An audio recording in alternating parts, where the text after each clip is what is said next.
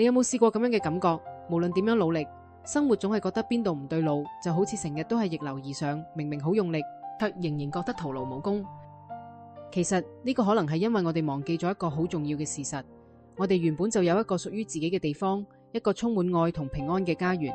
就好似奇蹟課程正文第7章所講嘅，恩典係每位上主之子嘅本來境界。呢個說話俾我哋知，恩典唔係我哋需要爭取嘅獎賞，亦都唔係人哋俾我哋嘅禮物，而係我哋本來就擁有嘅生命狀態。諗下，就好似我哋生來就會呼吸，唔需要學習就知點樣令心臟跳動一樣，嗰種同神聖連結嘅平安，其實係我哋最自然嘅狀態。我哋真正嘅家唔喺任何地理位置，而係嗰個充滿無條件嘅愛嘅次元裏面。當我哋記起呢點時，會發現原來我哋從來冇真正離開過家，只係暫時忘記咗返屋企嘅路。但係當我哋遠離咗呢個恩典境界，生活就會變得特別辛苦。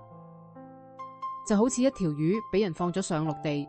無論佢幾聰明幾努力，都冇辦法喺陸地上面自在地生活。我哋都係咁，當我哋偏離咗本性嘅時候，會發現自己喺各種關係中都覺得勉強，喺工作上總係力不從心，甚至連同自己相處都覺得別扭㗎。呢個唔係因為我哋唔夠好，亦都唔係因為我哋唔夠努力，而係因為我哋試圖喺錯誤嘅環境中生存。就好似魚需要水，我哋嘅靈魂需要嘅係嗰種同神聖連結嘅狀態。當我哋離開咗嗰個狀態，再點樣用力游水，都只係喺空氣中掙扎着。呢種掙扎會令我哋覺得疲憊，覺得孤單，甚至開始懷疑自己係咪邊度有問題。面對呢種困境，我哋通常會做兩件事：一係拼命改造自己去適應環境，一係想將成個世界改造成我哋想要嘅樣。但係奇蹟課程話俾我哋知一個好重要嘅智慧，因此佢冇辦法改造自己去適應嗰個環境，亦都冇辦法改造環境嚟適應自己。唔好為咗呢樣嘢枉費功夫啦。呢句話乍聽之下可能令人覺得有啲絕望，但其實呢個係一個好解脫嘅訊息。諗下，我哋用咗幾多時間試圖將自己塞入唔適合嘅框框裏面，又用咗幾多精力想控制人哋改變環境。當我哋停止呢啲徒勞嘅努力時，反而會發現一種前所未有嘅輕鬆。就好似嗰條魚同其喺陸地上面拼命適應，不如翻去水裏面，翻去佢本來就屬於嘅地方。我哋都可以選擇停止強迫，開始揾翻屋企嘅路。真正嘅快樂唔係來自於我哋終於成功改造咗啲乜，而係來自於認知到我哋同神聖嘅連結從來冇斷過。就好似太陽俾雲遮住嘅時候，太陽本身並冇消失，只係暫時俾遮蔽咗。我哋同上主嘅連結都係咁，佢一直都喺度，只係有時俾我哋嘅擾憂、恐懼或者忙碌遮住咗。當我哋記起自己同上主同在時，嗰種深度嘅歸屬感會自然湧現，就好似雲散開時，陽光自然就照入嚟。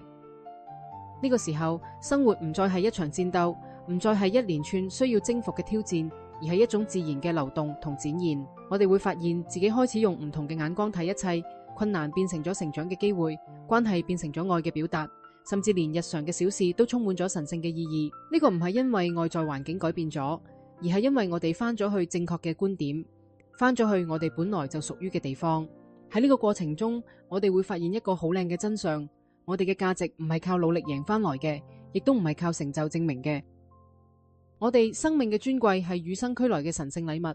就好似鑽石嘅價值唔係因為佢俾人打磨先有嘅，而係因為佢本身就係鑽石。我哋都係咁，我哋嘅神聖本質唔需要證明，唔需要爭取，佢就係我哋存在嘅基礎。當我哋真正理解呢點時，會停止嗰啲無止境嘅自我懷疑同自我批判。我哋唔再需要透過人哋嘅認可嚟確認自己嘅價值，亦都唔再需要透過完美嘅表現嚟證明自己值得被愛。我哋可以安住喺本有嘅完整中，好似一棵樹安住喺土壤中一樣自然。呢種安住唔係被動嘅，而係一種好有力量嘅狀態，因為佢來自於對真相嘅認知，而唔係對幻象嘅依賴。理解咗恩典嘅本質之後，我哋就可以開始喺日常生活中實踐呢份覺知啦。呢個唔需要乜嘢特殊嘅技巧或者複雜嘅方法，而係關於記憶，關於翻去我哋本來就知嘅嘢。透過冥想，我哋可以創造一個安靜嘅空間，俾自己記起嗰種同神聖連結嘅感覺。透過寬恕，我哋可以放低嗰啲阻礙我哋睇見真相嘅怨恨同恐懼。透過對內在平安嘅信任，我哋可以逐漸翻去嗰個唯一配得上我哋嘅地方。